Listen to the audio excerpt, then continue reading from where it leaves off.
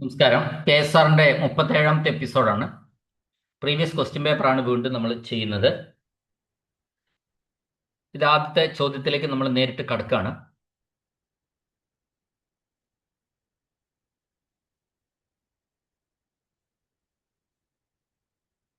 പ്രസവാവധിയോടൊപ്പം ഏത് കാലയളവ് വരെ മെഡിക്കൽ സർട്ടിഫിക്കറ്റ് ആവശ്യമില്ല?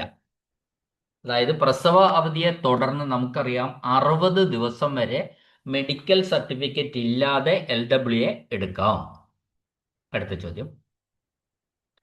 കേരള സർവീസ് റൂൾസ് പ്രകാരം യാത്രാബത്തയിലുള്ള ഇൻസിഡന്റൽ എക്സ്പെൻസ് പരമാവധി എത്രയായിരിക്കും? Incidental expense as per the existing rule in Kerala service rules, the rates of incidental expense shall be subject to a minimum incidental expense എത്രയാണെന്നാ ചോദിച്ചത്. ഞാൻ ഈ ക്ലാസ്സിൽ കഴിഞ്ഞ ദിവസം പറഞ്ഞിരുന്നു, മിനിമം ഇൻസിഡന്റൽ എക്സ്പെൻസ് എന്ന് പറയുന്നത് ഡെയിലി അലവൻസ് ആയിരിക്കണം. മിനിമം ഏറ്റവും ചുരുങ്ങിയത് DA അല്ലെങ്കിൽ ഡെയിലി അലവൻസ് ആണ്. അടുത്ത ചോദ്യം.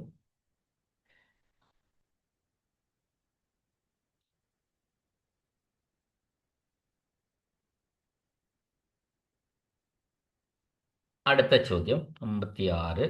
ന്യൂഡൽഹിയിൽ ജോലി ചെയ്യുന്ന സംസ്ഥാന സർക്കാർ ജീവനക്കാർക്ക് കാഷ്വൽ ലീവും മറ്റ് അംഗീകൃത അവധികളും ഉൾപ്പെടെ തുടർച്ചയായി എടുക്കാവുന്ന പരമാവധി അവധി എത്ര ദിവസമാണ്?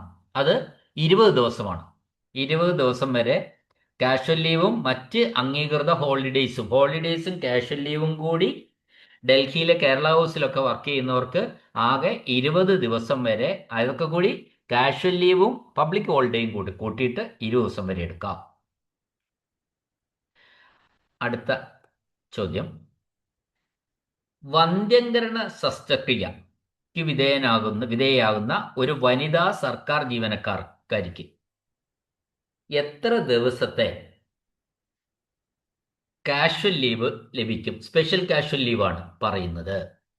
A female government servant who undergoes sterilization operation will be granted special casual leave for a period of not exceeding 14 ദിവസം കൊടുക്കാം. അതായത് വന്ധ്യംകരണ ശസ്ത്രക്രിയക്ക് വിധേയാകുന്ന ഒരു വനിതാ സർക്കാർ ജീവനക്കാർക്ക് പരമാവധി 14 ദിവസത്തെ സ്പെഷ്യൽ കാഷ്വൽ ലീവ് അനുവദിക്കാം.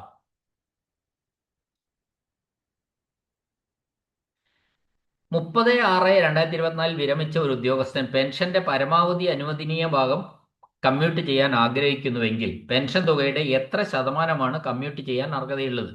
പെൻഷൻ തുകയുടെ 40% കമ്മ്യൂട്ട് ചെയ്യാൻ അർഹതയുള്ളത്. അടുത്ത ചോദ്യം.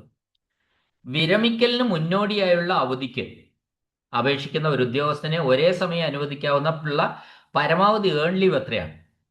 LPR, leave preparatory to retirement, അഥവാ വിരമിക്കലിന് മുന്നോടിയായിട്ടുള്ള അവധി.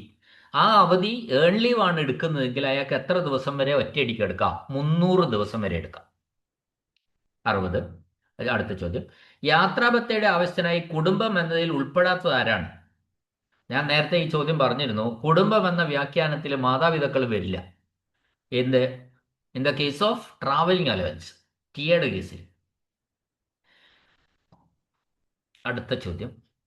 വിരമിച്ചതിന് ശേഷം എത്ര കാലത്തിനുള്ളിൽ കൊമേഴ്സ്യൽ എംപ്ലോയ്മെന്റ്, അതായത് വാണിജ്യപരമായ ജോലിയിൽ ചേരണമെങ്കിൽ സർക്കാർ മുൻകൂട്ടി അനുമതി വാങ്ങണം? അതായത് വിരമിച്ചതിന് ശേഷം 6 മാസ കാലയളവിൽ, ശ്രദ്ധിക്കണേ, വിരമിച്ചതിന് ശേഷം 6 മാസ കാലയളവിനുള്ളിൽ ഏതെങ്കിലും കൊമേഴ്സ്യൽ എംപ്ലോയ്മെന്റ്, അതായത് വാണിജ്യപരമായ ജോലിയിൽ ചേരണമെങ്കിൽ സർക്കാരിന്റെ മുൻകൂർ അനുമതി വേണം എന്നാണ് പറഞ്ഞിരിക്കുന്നത്. അവിടെ ആ ചോദ്യത്തിന്റെ ഉത്തരത്തിൽ ഒരു കറക്ഷൻ ഇവിടെ പറയുന്നുണ്ട്. വിരമിച്ചതിന് ശേഷം കൊമേഴ്സ്യൽ എംപ്ലോയ്മെന്റ്, അതായത് വാണിജ്യപരമായ ജോലിയിൽ ചേരണമെങ്കിൽ സർക്കാർ അനുമതി മുൻകൂട്ടി വാങ്ങേണ്ടതുണ്ട്. അത് 2 വർഷത്തിനുള്ളിലാണ്. വിരമിച്ച് 2 വർഷത്തിനുള്ളിൽ ഏതെങ്കിലും വാണിജ്യപരമായ ജോലിയിൽ ചേരണമെങ്കിൽ സർക്കാരിന്റെ മുൻകൂർ അനുമതി വാങ്ങണം. അപ്പൊ 6 മാസമല്ല, 2 വർഷത്തിനുള്ളിലാണ് എൻ്റെ ആൻസർ. അടുത്ത ചോദ്യം. ഇടയ്ക്കിടെ മാത്രം ചെയ്യേണ്ടി വരുന്ന ജോലികൾക്ക് ഇടയ്ക്കിടയ്ക്ക് ജോലി വരും. അങ്ങനെ ജോലികൾക്ക് ചെയ്യേണ്ടി വരുന്ന ജോലികൾക്ക് പ്രതിഫലമായിട്ട് സർക്കാർ ഉദ്യോഗസ്ഥന് നൽകുന്ന എന്താണ് സർക്കാർ ഉദ്യോഗസ്ഥർക്ക് നൽകുക അങ്ങനെയുള്ള ജോലിക്ക്, അതിനാണ് നമ്മൾ ഓണറേറിയം എന്ന് പറയുന്നത്. ഇനി മികച്ച സേവനത്തിന് അഡ്വാൻസ് ഇൻക്രിമെന്റ് ആർക്കാണ് അനുവദിക്കാവുന്നത്? മികച്ച സേവനത്തിന് അഡ്വാൻസ് ഇൻക്രിമെന്റ് അനുവദിക്കാവുന്നത് ആർക്കാണ്? അത് ഗസറ്റഡ് ആയിട്ടുള്ളവർക്കും നോൺ ഗസറ്റഡ് ആയിട്ടുള്ള ഉദ്യോഗസ്ഥർക്കും എന്തനുവദിക്കാം? ഈ അഡ്വാൻസ് ഇൻക്രിമെന്റ് അനുവദിക്കാവുന്നതാണ്. ഗവൺമെന്റിന്റെ സാങ്ഷൻ വേണമെന്ന് മാത്രമേ ഉള്ളൂ. അടുത്ത ചോദ്യം, സൂപ്പർ ആനുവേഷന് ശേഷവും അധ്യയന വർഷം അവസാനിക്കുന്നത് വരെ സർവീസിൽ തുടരാൻ അനുവദിക്കപ്പെട്ട അധ്യാപകർക്ക് ലഭിക്കുന്ന ആനുകൂല്യം ഇതിലെന്താണ്? സൂപ്പർ ആനുവേഷന് ശേഷവും the teaching staff of educational institutions who are allowed to continue in service beyond the date of superannuation till the end of the academic year will be eligible for. അതായത് നമ്മൾ പഠിച്ചിട്ടുണ്ട്, അധ്യാപകരാണെങ്കിൽ ജൂലൈ 2 അതിന് ശേഷവുമാണ് increment എങ്കിൽ, അവരുടെ date of birth എങ്കിൽ July 1 June 30 retire ചെയ്ത് പോകും. July 2 അതിന് ശേഷമോ ഉള്ള ഒരു തീയതിയാണ് ഡേറ്റ് ഓഫ് ബർത്ത് എങ്കിൽ അവർക്ക് മാർച്ച് 31 വരെ തുടരാം. ഇപ്പൊ ജൂലൈ 2 ഡേറ്റ് ഓഫ് ബർത്ത്, സ്വാഭാവികമായിട്ടും ഒരു ക്ലർക്കാണെങ്കിൽ എപ്പോൾ റിട്ടയർ ചെയ്യണം?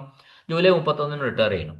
അല്ലെങ്കിൽ വേറൊരു ജീവനക്കാരനാണെങ്കിൽ ജൂലൈ 31 റിട്ടയർ ചെയ്യണം. എന്നാൽ ജൂലൈ മാസത്തിൽ ഒരു ഡേറ്റ് ഓഫ് ബർത്ത് വന്നാൽ 1 തീയതി അല്ലാതെ 2 അതിന് ശേഷമോ വന്നാൽ ആ അധ്യാപകനാണെങ്കിൽ അവർക്ക് മെയ് 31 വരെ തുടരാനുള്ള അവകാശമുണ്ട്. അത് ഓഗസ്റ്റിൽ ഡേറ്റ് ഓഫ് ബർത്ത് വന്നാലും മാർച്ച് 31 വരെ, അതായത് ആ അക്കാദമിക വർഷം തീരുന്നത് വരെ തുടരാൻ അവസരം കൊടുത്തിട്ടുണ്ട്. അതിൽ എന്തൊക്കെയാണെന്നാണ് ചോദിച്ചിരിക്കുന്നത്? All kinds of leave will be eligible for. ഇല്ല, എല്ലാ തരം ലീവും എടുക്കാൻ പറ്റില്ല. അങ്ങനെ ഒരു കിട്ടുന്ന അഡീഷണൽ സർവീസിൽ കാഷ്വൽ ലീവ് ഒഴികെ ഒരു ലീവ് എടുക്കാൻ പറ്റില്ല.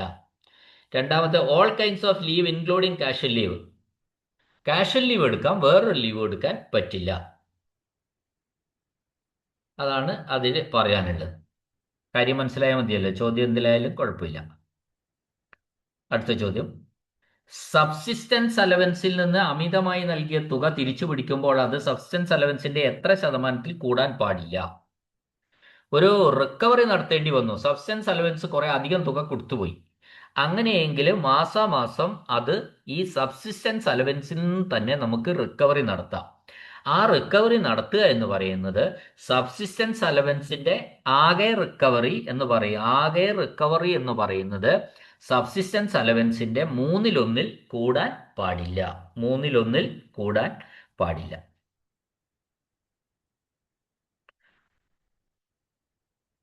അടുത്ത ചോദ്യം, വിദേശ സേവനത്തിൽ ഇരിക്കുമ്പോൾ, ഫോറിൻ ഡിപ്പാർട്ട്മെന്റിലായിരിക്കുമ്പോൾ ഒരു വനിതാ സർക്കാർ ജീവനക്കാർക്ക് അനുവദിക്കുന്ന പ്രസവാവധിയുടെ ശമ്പളം വഹിക്കുന്നത് ആരാണ്? ഫോറിൻ ഡിപ്പാർട്ട്മെന്റിലാണ്.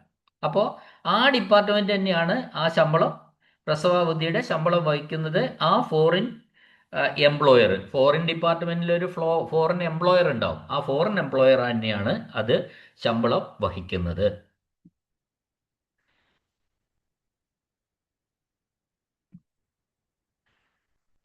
അടുത്ത ചോദ്യം, അവധിയിലുള്ള ഒരു ഉദ്യോഗസ്ഥൻ സർക്കാരിന്റെ മുൻകൂർ അനുമതിയില്ലാതെ മറ്റൊരു ജോലിയിൽ പ്രവേശിക്കാൻ പാടില്ല എന്ന് പറയാനുള്ള അധികാരം ആർക്കുള്ളത്? അധികാരി ഹെഡ് ഓഫ് ഓഫീസിനാണ്. അത് ഹെഡ് ഓഫ് ഓഫീസ് തന്നെയാണ് അത് നോക്കേണ്ടത്. അടുത്ത ചോദ്യം, സർവീസ് ചട്ടങ്ങളും, അത് 70th ക്വസ്റ്റ്യൻ ആണ്. ആ ക്വസ്റ്റ്യൻ എന്ന് പറയുന്നത് ഇതാണ്: ദ ബ്രേക്ക്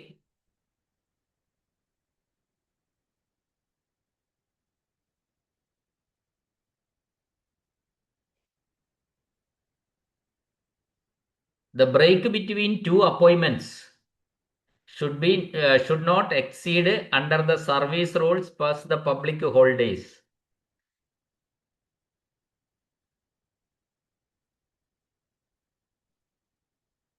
അത് വേണ്ട, ചോദ്യം പോട്ടെ.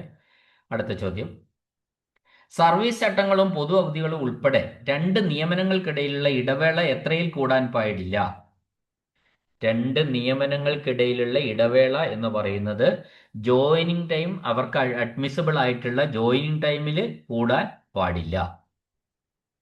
അടുത്ത ചോദ്യം, ശമ്പളത്തോടു കൂടി അവധിയിലായിരിക്കുമ്പോൾ മൊത്തം അവധി എത്ര ദിവസത്തിൽ കൂടാത്ത പക്ഷം HR ഇത് നമ്മൾ നിരന്തരം വന്ന ചോദ്യമാണ്. ഏതൊരു അവധി എടുത്താലും അതിന്റെ HR 180 ഡേയ്സിലേക്ക് കിട്ടുള്ളൂ. അവധി ബാക്കി ശമ്പളം കിട്ടും, HR മാത്രം 180 ദിവസത്തേക്ക് കിട്ടുള്ളൂ പരമാവധി ഒരു സ്പെല്ലിൽ. അടുത്ത ചോദ്യം, മെഡിക്കൽ കാരണങ്ങളാലോ സ്വകാര്യ ആവശ്യങ്ങൾക്കോ എടുക്കാവുന്ന പരമാവധി ഹാഫ് പേ ലീവ് എത്രയാണ്? ഹാഫ് പേ ലീവ് എടുക്കുന്നതിന് പരിധിയില്ല എന്നുള്ളതാണ് സത്യം. അടുത്ത ചോദ്യം, ഒരു സർക്കാർ ജീവനക്കാരന് ആദ്യഘട്ടത്തിൽ നൽകാവുന്ന പരമാവധി ആന്റിസിപ്പേറ്ററി പെൻഷൻ എത്ര കാലത്തേക്കാണ്? ആന്റിസിപ്പേറ്ററി പെൻഷൻ എന്താണെന്ന് ഞാൻ പറഞ്ഞിട്ടുള്ളതാണ്. ആന്റിസിപ്പേറ്ററി പെൻഷൻ എന്ന് പറഞ്ഞാൽ ഒരു സർക്കാർ ഉദ്യോഗസ്ഥൻ കൃത്യസമയത്ത് തന്നെ പെൻഷന്റെ അപേക്ഷകളൊക്കെ പൂരിപ്പിച്ച് നൽകി, എന്നാൽ അയാൾക്ക് കൃത്യസമയത്ത് പെൻഷൻ സാങ്ഷൻ ആക്കി കൊടുക്കാൻ കഴിഞ്ഞില്ല എങ്കിൽ അയാൾക്ക് എന്ത് നൽകാം? ഈ ആന്റിസിപ്പേറ്ററി പെൻഷൻ നൽകാവുന്നതാണ്. അത് പരമാവധി ആദ്യഘട്ടത്തിൽ എത്ര കാലത്തേക്ക് കൊടുക്കും? 6 മാസത്തേക്കാണ് പരമാവധി കൊടുക്കുക. അടുത്ത ചോദ്യം, സബ്സിസ്റ്റൻസ് അലവൻസിൽ നിന്ന് ജനറൽ പ്രോവിഡന്റ് ഫണ്ട് അഡ്വാൻസ് തിരിച്ചടവ് കിഴിക്കുന്നത് എങ്ങനെയാണ്? ഒരു ഉദ്യോഗസ്ഥന് സബ്സിസ്റ്റൻസ് അലവൻസ് കിട്ടുകയാണ്. അങ്ങനെ സബ്സിസ്റ്റൻസ് അലവൻസിൽ അയാൾ പ്രോവിഡന്റ് ഫണ്ടിൽ നിന്ന് ലോൺ എടുത്തിട്ടുണ്ടായിരുന്നു. ആ ലോണ് തിരിച്ചടവ് എങ്ങനെയാണ് ഈ സബ്സിസ്റ്റൻസ് അലവൻസിൽ നിന്ന് കിഴിക്കുന്നതെന്നാണ് ചോദിച്ചത്. അപ്പൊ സബ്സിസ്റ്റൻസ് അലവൻസിൽ നിന്ന് പ്രോവിഡന്റ് ഫണ്ട് കിഴിക്കുക എന്ന് പറഞ്ഞാൽ അത് ഓപ്ഷനിലാണ്. ചിലത് കമ്പൽസറി ആണ്, ചിലത് ഓപ്ഷനിലാണ്. ഇപ്പോ സബ്സിസ്റ്റൻസ് അലവൻസിൽ നിന്ന് GIS കുറയ്ക്കാന്ന് പറഞ്ഞ കോൺട്രിബ്യൂഷൻ, ഗ്രൂപ്പ് ഇൻഷുറൻസിലേക്കുള്ള കോൺട്രിബ്യൂഷൻ എന്ന് പറയുന്നത് നിർബന്ധമാണ്. എന്നാൽ group insurance GPF, general provident ഫണ്ടിലേക്കുള്ള അഡ്വാൻസ് തിരിച്ചടയ്ക്കുന്നത് ഓപ്ഷണലാണ്. ഓപ്ഷണൽ എന്ന് പറഞ്ഞാൽ അയാൾക്ക് ഇഷ്ടമുണ്ടെങ്കിൽ അടച്ചാൽ മതി, ഇല്ലെങ്കിൽ ബലമായി പിടിച്ചെടുക്കാൻ പറ്റില്ല എന്നാണ് പറഞ്ഞതിന്റെ അർത്ഥം. അടുത്ത ചോദ്യം,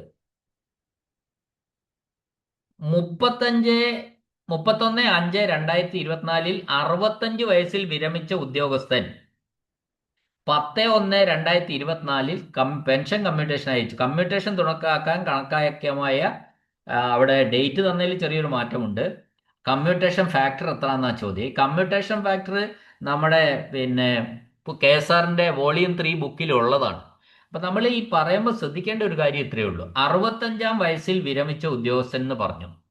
അപ്പോൾ 65-ാമത്തെ വയസ്സിൽ അല്ലെങ്കിൽ ഒരു വിരമിക്കോ അല്ലെങ്കിൽ കമ്മ്യൂട്ടേഷൻ അപ്ലൈ ചെയ്തോ ചെയ്യാതെ ഫാക്ടർ എടുക്കേണ്ടത് എപ്പോഴും 66-ാമത്തെ ജന്മദിനം വെച്ചിട്ടാണ് എടുക്കേണ്ടത്. 65-ാമത്തെ വയസ്സിൽ വിരമിക്കുക അല്ലെങ്കിൽ 65-ാമത്തെ വയസ്സിൽ കമ്മ്യൂട്ടേഷൻ അപേക്ഷിക്കുക എന്നൊക്കെ പറഞ്ഞാൽ നമ്മൾ എന്തെടുക്കണം? ആ അടുത്ത ജന്മദിനത്തിലെ കമ്മ്യൂട്ടേഷൻ ഫാക്ടർ എടുക്കേണ്ടത്. ഇപ്പൊ 65 വയസ്സെന്ന് പറഞ്ഞാൽ അടുത്ത ജന്മദിനം 66 വയസ്സിലാണ്. അപ്പോൾ 66 വയസ്സിലെ കമ്മ്യൂട്ടേഷൻ ഫാക്ടർ ആണ് നമ്മൾ എടുക്കേണ്ടത്. അതിവിടെ 8.17 ആണ്. വയസ്സ് കൂടുന്തോറും കമ്മ്യൂട്ടേഷൻ ഫാക്ടർ കുറഞ്ഞു വരും. നമുക്കറിയാം 56 വയസ്സിലാണ് ഇപ്പോൾ സ്റ്റാറ്റ്യൂട്ടറിക്കാർ റിട്ടയർ ചെയ്യുന്നത്. അപ്പോൾ അവർ എത്രാമത്തെ വയസ്സിലെ കമ്മ്യൂട്ടേഷൻ ഫാക്ടർ എടുക്കും? 57-ാമത്തെ ബർത്ത്ഡേയിലെ കമ്മ്യൂട്ടേഷൻ ഫാക്ടർ. അതാണ് 11.1 എന്ന് പറയുന്നത്. അത് മുമ്പോട്ട് പോകുന്തോറും ഫാക്ടർ കുറഞ്ഞ് വരും. അടുത്ത ചോദ്യം,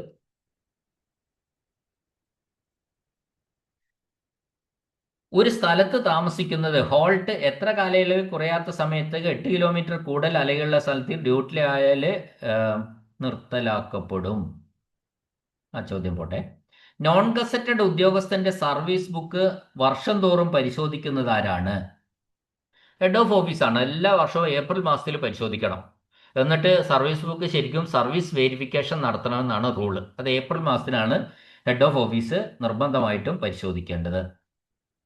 അടുത്ത ചോദ്യം, ഒരു പെൻഷൻകാരൻ 30/12/23 അന്തരിച്ചു. 30/12 അയാൾക്ക് ഫാമിലി പെൻഷൻ അർഹത എത്രയാ?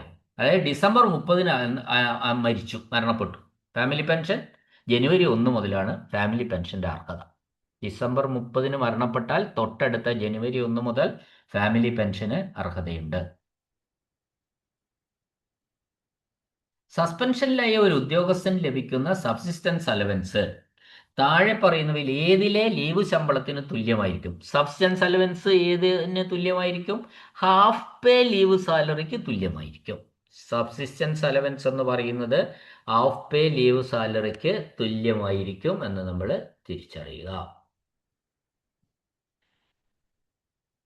ഒരു ജീവനക്കാരന് അനുവദിക്കുന്ന കമ്പാഷനേറ്റ് അലവൻസ് മിനിമം പെൻഷന് വിധേയമായി ഇതിൽ കൂടുതലാകാൻ പാടില്ല. കമ്പാഷനേറ്റ് പെൻഷൻ എല്ലാവർക്കും അറിയുന്ന കാര്യമാണ്. ഈ കമ്പാഷനേറ്റ് പെൻഷൻ എന്ന് പറയുന്നത് ഒരു ജീവനക്കാരനെ സർവീസിൽ നിന്ന് പിരിച്ചുവിടുകയോ സർവീസിൽ നിന്ന് ഡിസ്ചാർജ് ചെയ്യുകയോ ഡിസ്മിസ് ചെയ്യുകയോ അല്ലെങ്കിൽ സർവീസിൽ നിന്ന് നീക്കം ചെയ്യുകയോ ചെയ്യുമ്പോൾ അന്നുവരെയുള്ള സർവീസ് കണക്കാക്കി ആ പിരിച്ചുവിടുന്ന ദിവസം അയാൾ പെൻഷൻ പറ്റിയതായി കണക്കാക്കി ആ ഡേറ്റ് വെച്ചിട്ട് അയാളുടെ പെൻഷൻ സാധാരണ റോള് വെച്ച് കണക്ക് കൂട്ടിയിട്ട് ആ പെൻഷന്റെ 2/3 ഭാഗം പെൻഷനായിട്ട് കൊടുക്കും. അതിനാണ് കമ്പാഷനേറ്റ് പെൻഷൻ എന്ന് പറയുന്നത്, അല്ലെ കമ്പാഷനേറ്റ് അലവൻസ് എന്ന് പറയുന്നത്. അപ്പോൾ ഈ കമ്പാഷനേറ്റ് അലവൻസ് എത്രയിൽ കൂടാൻ പാടില്ല എന്നാണ്? അതിന്റെ 2/3 ഭാഗത്തിൽ കൂടാൻ പാടില്ല എന്നാണ് റൂള്. അടുത്ത ചോദ്യം,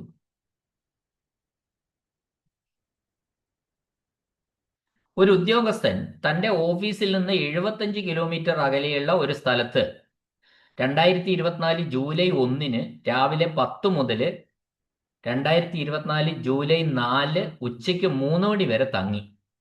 സൗജന്യ ഭക്ഷണവും താമസവും ലഭിച്ചില്ല. ആ കാലയളവിലേക്കുള്ള DAക്ക് എത്ര അർഹത ഉണ്ട്? നമുക്കറിയാം, DA കണക്ക് കൂട്ടുമ്പോൾ ഇയാൾക്ക് എന്ത് കിട്ടിയിട്ടില്ല? ഹാൾട്ട് ഉണ്ട്, ഭക്ഷണവും കിട്ടിയിട്ടില്ല, താമസ സൗകര്യവും എങ്ങനെ കിട്ടിയില്ല എന്നാ ഗവൺമെന്റ് തന്നില്ല. അപ്പം നമുക്ക് താമസം നമുക്ക് സ്വന്തമായിട്ട് എടുക്കണം, ഭക്ഷണവും നമ്മൾ സ്വന്തമായിട്ട് കാണണം. അങ്ങനെയെങ്കിൽ അയാൾക്ക് എത്ര ഡെയിലി അലവൻസ് കൊടുക്കും അല്ലെങ്കിൽ DA കൊടുക്കുന്ന? നമുക്കറിയാം 24 മണിക്കൂർ തങ്ങുന്നതിനാണ് ഒരു DA. അപ്പൊ ഇവിടെ നമുക്കറിയാം ജൂലൈ 1 10 മണിക്കാണ്, രാവിലെ 10 മണിക്കാണ് തുടങ്ങിയത്. പിറ്റേ രാവിലെ 10 മണി വരെ ഒരു DA, അതിന്റെ രണ്ടാമത്തെ 10 മണി വരെ ഒരു DA, മൂന്നാമത്തെ 10 മണി വരെ ഒരു DA, നാലാമത്തെ 10 മണി വരെ മൂന്നാമത്തെ DAയും കിട്ടും. പിന്നെ 3ഉം 2ഉം 5 മണിക്കൂറേ ഉള്ള ഹാൾട്ട്. അവിടെ 5 മണിക്കൂറിന് DA കിട്ടുന്നതല്ല. അവിടെ അര DA കിട്ടണമെങ്കിൽ പിന്നെയും മുമ്പോട്ട് പോകേണ്ടതുണ്ട്. അപ്പോൾ ആ 5 മണിക്കൂർ മാത്രമേ ഉള്ളതുകൊണ്ട് അവിടെ DA കിട്ടുന്നില്ല. അതുകൊണ്ട് ഇദ്ദേഹത്തിന് 3 ഡെയിലി അലവൻസ് കിട്ടാനാണ് അർഹതയുള്ളത്. അന്താരാഷ്ട്ര പരിപാടികളിൽ ഇന്ത്യയെ പ്രതിനിധീകരിക്കുന്ന സർക്കാർ ജീവനക്കാർക്ക്, അന്താരാഷ്ട്ര പരിപാടി എന്ന് പറഞ്ഞാൽ സ്പോർട്സ് ആയാലും വേണ്ടില്ല, മറ്റെന്തെങ്കിലും പരിപാടിയായാലും ശരി, ഇന്ത്യയെ പ്രതിനിധീകരിക്കുന്ന സർക്കാർ ജീവനക്കാർക്ക് ഇന്റർനാഷണൽ പരിപാടികളിൽ അല്ലെ ഇന്റർനാഷണൽ ടൂർണമെന്റുകളായാലും സ്പോർട്സ് ആയാലും ഒക്കെ അവർക്ക് എത്ര സ്പെഷ്യൽ കാഷ്വൽ ലീവ് പരമാവധി മാക്സിമം അത്ര കിട്ടും? 90 ദിവസം കിട്ടും ഇന്റർനാഷണൽ. ഓക്കെ, ഓർമ്മിച്ച് വെക്കണേ, ഇമ്പോർട്ടന്റ് ക്വസ്റ്റ്യൻ ആണ്. 90 ദിവസം.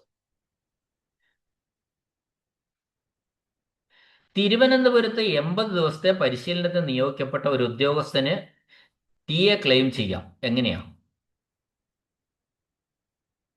അതായത് നമ്മൾ നേരത്തെ ഇതിന് സമാനമായ ഒരു ചോദ്യം പറഞ്ഞിരുന്നു. കോർപ്പറേഷനുകളിൽ ട്രെയിനിങ്ങിന് നിയോഗിക്കപ്പെട്ടാൽ ആദ്യത്തെ തിരുവനന്തപുരം ഒരു കോർപ്പറേഷനാണ്, അപ്പോൾ പരിശീലനത്തിനാണ് നിയോഗിച്ചത്. ആദ്യത്തെ 30 ദിവസം മുഴുവൻ നിരക്കിലെ DA കൊടുക്കും. അതിനുശേഷം 3/4 നിരക്കിലും, എന്നാൽ ഒരു ദിവസം 3/4 ഭാഗം 75%, ഒരു ദിവസം 75% DA ആണ് കൊടുക്കുക. 100% കൊടുക്കില്ല. ആദ്യത്തെ 30 ദിവസം ഫുൾ DA കൊടുക്കും, പിന്നെയുള്ള ദിവസങ്ങളിൽ 3/4%. അടുത്തത്, ഒരു അഗ്രികൾച്ചറൽ ഓഫീസർ 1/7/24 സർവീസിൽ പ്രവേശിച്ചു. ജൂലൈ 1 സർവീസിൽ പ്രവേശിച്ചു. 24 അദ്ദേഹത്തിന് അനുവദിക്കാവുന്ന കാഷ്വൽ ലീവ് പരമാവധി എത്രയാണ്? ജൂലൈ 1 മുതലാണ് ഡിസംബർ 31 വരെ ഉള്ളൂ. അപ്പോൾ അയാൾക്ക് അഗ്രികൾച്ചറൽ ഓഫീസറാണ് എന്ന് പറഞ്ഞാൽ വെക്കേഷൻ ഇല്ലാത്ത സ്റ്റാഫാണ്. അപ്പോൾ അയാൾക്ക് 20 കാഷ്വൽ ലീവും വേണമെങ്കിൽ കൊടുക്കാം. അടുത്ത ചോദ്യം, സർവീസിലിരിക്കെ ഒരു ഉദ്യോഗസ്ഥൻ മരണപ്പെട്ടാൽ ലഭിക്കുന്ന മിനിമം DCRG. സർവീസിലിരിക്കെ ഒരു ഉദ്യോഗസ്ഥൻ മരണപ്പെട്ടാൽ ലഭിക്കുന്ന മിനിമം DCRG ഇവിടെ ആൻസറിൽ പറഞ്ഞിട്ടില്ല കൃത്യം. പിന്നെ മിനിമം DCRG ഇതൊക്കെയാണ് പറയുന്നത്. 6 ഇരട്ടി പറയുന്നുണ്ട്, 12 ഇരട്ടി പറയുന്നുണ്ട്, 15 ഇരട്ടി പറയുന്നുണ്ട്, നൺ ഓഫ് ദി അബോവ്. അപ്പോൾ ഈ മരണപ്പെട്ടത് അതൊന്ന് വിശദമായിട്ട് പറയുന്നുണ്ടോ നോക്കാം. Minimum DCRG in the event of death of an officer while in service is dash times his emoluments. എത്ര വർഷം കഴിഞ്ഞിട്ടാണ് മരണപ്പെടുന്നതെന്ന് പറഞ്ഞിട്ടില്ല. അതുകൊണ്ട് ഇവിടെ നൺ ഓഫ് ദി അബോവ് ആണ്. ഈ ജീവനക്കാരൻ എത്ര മാസത്തെ എത്ര വർഷത്തെ സർവീസിന് ശേഷമാണ് മരണപ്പെട്ടതെന്ന് പറഞ്ഞാൽ മാത്രമേ നമുക്കറിയാം. ഒരു വർഷത്തിനിടയിലാണ് മരണപ്പെട്ടതെങ്കിൽ 2 മാസത്തെ സാലറി DCRG കൊടുക്കും. 5 വർഷത്തിനുള്ളിലുള്ള സർവീസിലാണെങ്കിൽ 6 ഇരട്ടി കൊടുക്കും. 5 വർഷത്തിന് മേലെ സർവീസ് ഉണ്ടെങ്കിൽ അത് 12 ഇരട്ടി കൊടുക്കും. അങ്ങനെയാണല്ലോ. അപ്പോൾ ഇവിടെ പീരീഡ് എന്നാണ് മരണപ്പെട്ടതെന്ന് പറഞ്ഞിട്ടില്ല, എത്ര വർഷം. അതുകൊണ്ട് answer none of the above ആണ്. അടുത്ത ചോദ്യം, ഒരു ജീവനക്കാരൻ സ്വമേധയാ ഉള്ള വോളണ്ടറി റിട്ടയർമെന്റ് അനുവദിക്കാൻ ആർക്കാണ് അധികാരം? വോളണ്ടറി റിട്ടയർമെന്റ് അനുവദിക്കാൻ അയാളെ നിയമിച്ച അധികാരിക്കാണ് അതിന്റെ അധികാരം.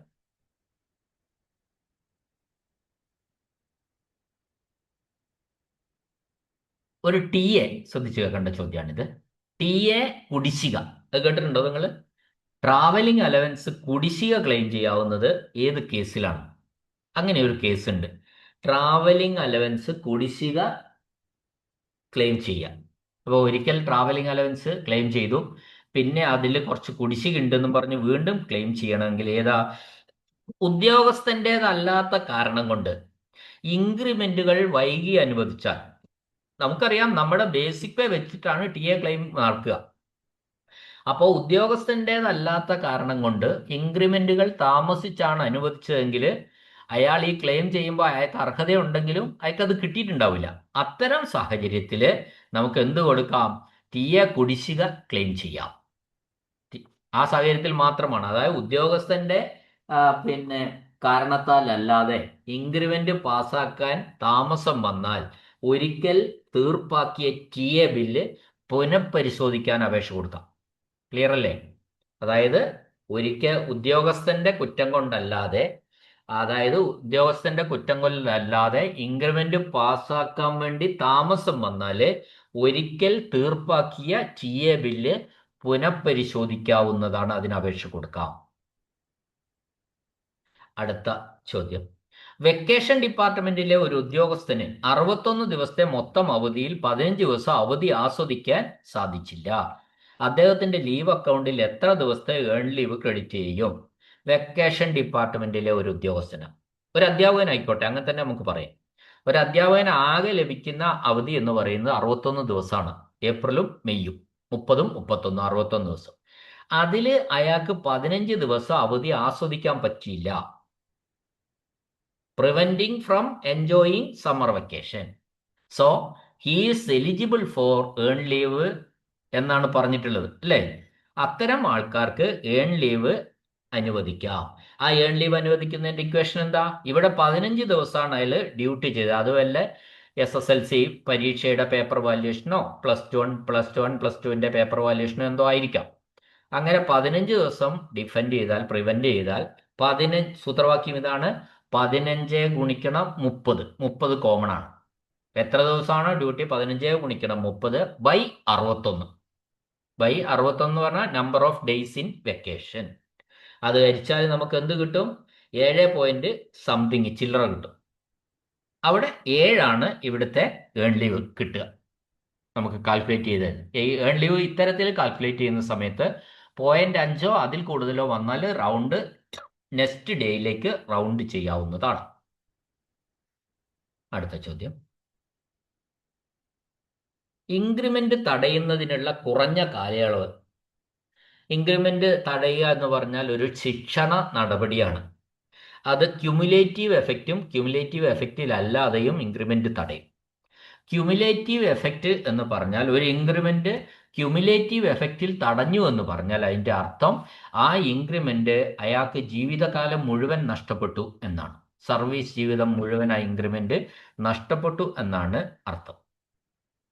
എന്നാൽ അയാൾക്ക് താൽക്കാലികമായി തടഞ്ഞിട്ടുള്ളൂ. ക്യുമുലേറ്റീവ് എഫക്റ്റ് ഇല്ലാതായാൽ അത് ഇൻക്രിമെന്റ് തടഞ്ഞു എന്ന് പറഞ്ഞാൽ അത് ഏറ്റവും ചുരുങ്ങിയത് എത്രയായിരിക്കണം?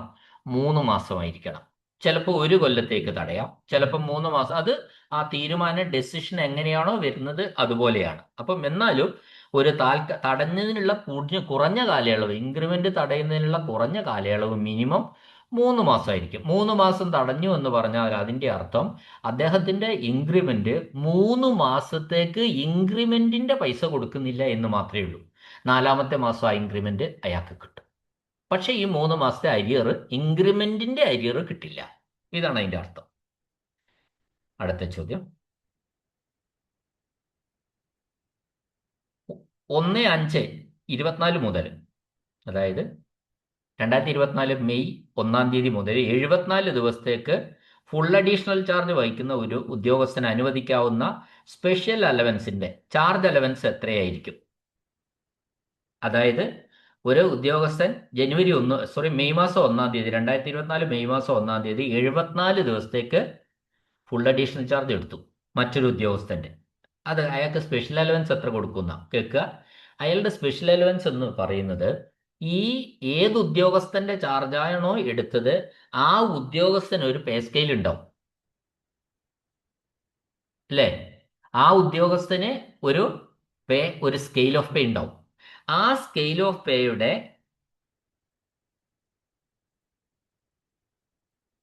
മിനിമത്തിന്റെ 4% കൊടുക്കുക. DA ഇല്ല. മിനിമത്തിന്റെ ആ ചാർജ് എടുത്ത ഉദ്യോഗസ്ഥന്റെ തസ്തികയുടെ സ്കെയിൽ ഓഫ് പേയുടെ മിനിമത്തിന്റെ 4%. ഇപ്പൊ എടുത്ത ഉദ്യോഗസ്ഥന്റെ സ്കെയിൽ ഓഫ് പേ 41,300 പിന്നെ 83,000 ആണെങ്കിൽ അവിടെ മിനിമം എത്രയാ? 41,300. അതിന്റെ 4% കൊടുക്കുക. ട്രാവലിംഗ് അലവൻസ് ക്ലെയിം ചെയ്യുന്നതിനായി വിരമിച്ചതിന് ശേഷം ഒരു ഉദ്യോഗസ്ഥൻ തന്റെ വീട്ടിലേക്കുള്ള യാത്ര നടത്തേണ്ടത് എപ്പോഴാണ്? ഒരു ഉദ്യോഗസ്ഥൻ വിരമിച്ചതിന് ശേഷം അയാൾക്ക് വീട്ടിലേക്ക് പോകാൻ വേണ്ടി TA കൊടുക്കും. സ്വന്തം വീട്ടിലേക്ക് പോകാൻ വേണ്ടി TA കൊടുക്കും. അത് എത്ര കാലത്തിനുള്ളിൽ ആ യാത്ര നടത്തണം വിരമിച്ചതിന് ശേഷം എന്നാണ് ചോദ്യം. 1 വർഷത്തിനുള്ളിൽ നടത്തിയിരിക്കണം.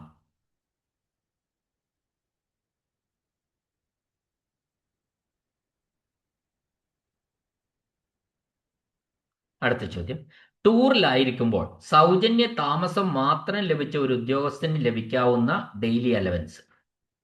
അയാൾക്ക് എന്ത് മാത്രമേ കിട്ടിയുള്ളൂ? സൗജന്യ താമസം മാത്രം, അക്കോമഡേഷൻ മാത്രം ലഭിച്ചാൽ ഡെയിലി അലവൻസ് എങ്ങനെയായിരിക്കും? അക്കോമഡേഷൻ മാത്രം ലഭിച്ചാൽ ഡെയിലി അലവൻസ് DAയുടെ 2/3 ആണ് കിട്ടുക. 2/3 ആണ് കിട്ടുക. 2/3 ഭാഗം. കാരണം അവിടെ ലോഡ്ജിങ് കിട്ടി, അഥവാ അക്കോമഡേഷൻ കിട്ടി, താമസം കിട്ടി, ഭക്ഷണം കിട്ടിയിട്ടില്ല. അപ്പോൾ ഇയാൾക്ക് ആകെ കൊടുക്കുക 2/3 ആണ് കൊടുക്കുക.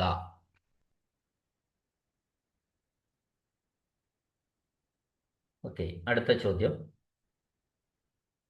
വർക്ക് എസ്റ്റാബ്ലിഷ്മെന്റിൽ നിന്ന് റെഗുലർ എസ്റ്റാബ്ലിഷ്മെന്റിലേക്ക് മാറ്റപ്പെട്ട ജീവനക്കാർക്ക് പെൻഷൻ ആവശ്യത്തിനായി വർക്ക് എസ്റ്റാബ്ലിഷ്മെന്റ് സർവീസിന്റെ എത്ര ശതമാനം കണക്കാക്കാം? ഈ വർക്ക് എസ്റ്റാബ്ലിഷ്മെന്റ് സർവീസ് എന്ന് പറയുന്നത്, അതായത് സർക്കാർ ഓഫീസുകളിലോ തദ്ദേശ സ്വയംഭരണ സ്ഥാപനങ്ങളിലോ സ്ഥിരമായ തസ്തികകളിലല്ലാതെ ഒരു പ്രത്യേക പ്രവൃത്തിയോടോ പ്രൊജക്റ്റിനോടോ ബന്ധപ്പെട്ട് താൽക്കാലികമായി നിയമിക്കപ്പെടുന്നവരെയാണ് ഈ വർക്ക് എസ്റ്റാബ്ലിഷ്മെന്റുകാര് എന്ന് പറയുന്നത്. അപ്പോൾ സർക്കാർ തസ്തികകൾ സാധാരണയായിട്ട് റെഗുലർ എസ്റ്റാബ്ലിഷ്മെന്റ് എന്നും വർക്ക് എസ്റ്റാബ്ലിഷ്മെന്റ് എന്നും രണ്ടായിട്ട് തിരിക്കാറുണ്ട്. ഇപ്പോൾ ഒരു റോഡ് നിർമ്മാണം, കെട്ടിടം പണി, അല്ലെങ്കിൽ ഒരു നിശ്ചിത കാലയളവിലേക്ക് മാത്രമുള്ള വികസന പ്രവർത്തനങ്ങൾ എന്നിവയ്ക്കായിട്ട് നിയമിക്കുന്ന ജീവനക്കാരാണ് വർക്ക് എസ്റ്റാബ്ലിഷ്മെന്റിൽ വരുന്നത്. അപ്പോൾ ഈ വർക്ക് എസ്റ്റാബ്ലിഷ്മെന്റുകാർ പിന്നെ സ്ഥിരം നിയമനം സർക്കാർ സർവീസിലെ റെഗുലർ എസ്റ്റാബ്ലിഷ്മെന്റിലേക്ക് മാറിയാൽ അവർക്ക് അനുവദിക്കാവുന്ന റെഗുലർ എസ്റ്റാബ്ലിഷ്മെന്റ് മാറിക്കഴിഞ്ഞാൽ അവർക്ക് അനുവദിക്കാവുന്ന പിന്നെ പെൻഷൻ ആവശ്യത്തിനായിട്ട് കണക്ക് കൂട്ടുമ്പോൾ എത്ര ശതമാനം അതിൻ്റെ കൂട്ടാം?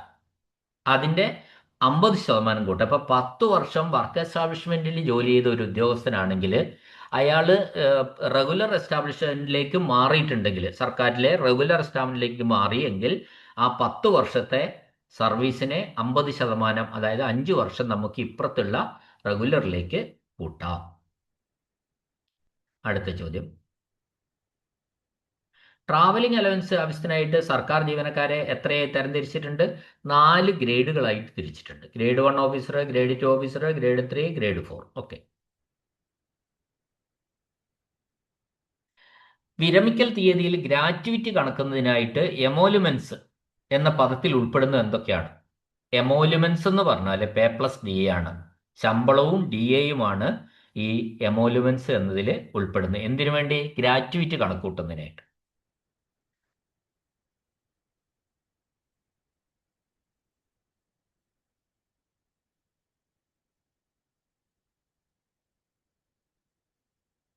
അടുത്ത ചോദ്യം, വെക്കേഷൻ ഡിപ്പാർട്ട്മെന്റിലെ ഉദ്യോഗസ്ഥന് ആദ്യത്തെ ഇത്രയും സർവീസിന് ഏൺ ലീവ് അർഹമല്ല. ആദ്യത്തെ 1 വർഷത്തെ സർവീസിന് ഏൺ ലീവ് കിട്ടില്ല. വെക്കേഷൻ ഡിപ്പാർട്ട്മെന്റിലാണ് കേട്ടോ. ഇപ്പോൾ ഒരു ക്ലർക്ക് കയറി കഴിഞ്ഞാൽ ആദ്യത്തെ വർഷം മുതൽ തന്നെ അയാൾക്ക് ഏൺ ലീവ് ഉണ്ട്. പക്ഷേ ഒരു അധ്യാപകൻ കയറി ജൂൺ 1-ാം തീയതി കയറി സർവീസിൽ കയറി, അയാള് പിന്നെ ഏപ്രിൽ ജൂൺ 1 കഴിഞ്ഞ് വരുന്ന അടുത്ത കൊല്ലത്തെ ഏപ്രിലും മെയിലും അയാൾ എന്തെങ്കിലും വെക്കേഷനിൽ പോയിട്ട് ഡ്യൂട്ടി ചെയ്താൽ ആ വെക്കേഷന് അയാൾക്ക് ഏൺ ലീവ് കിട്ടുന്നതല്ല. ഫസ്റ്റ് ഇയർ ഓഫ് സർവീസിൽ വെക്കേഷൻ സ്റ്റാഫ് ആണെങ്കിൽ അവർക്ക് ഏൺ ലീവ്, ജോലി ചെയ്താലും ഏൺ ലീവ് കിട്ടുന്നതല്ല.